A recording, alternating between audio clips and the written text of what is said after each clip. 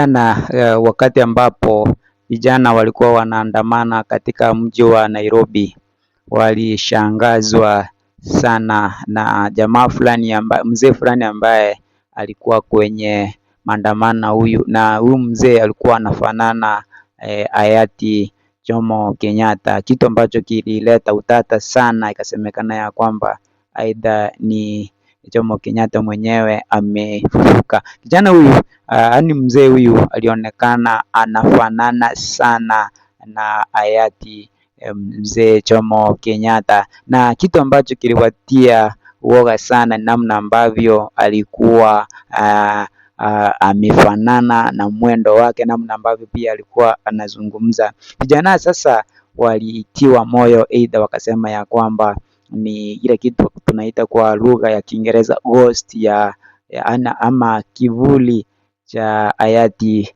mzee Jomo Kenyatta ambaye amekuja ama amefufuka kuja kusaidia watu kwenye maandamano. Kwa hivyo ni swala fulani ambalo lilileta utata kwenye mitaa mjini Nairobi, haswa baada ya huyu jamaa mzee kutokea. Nakumbuka ya kwamba hajaionekana mahali popote. Hiyo ndio siku yake ya kwanza ameonekana.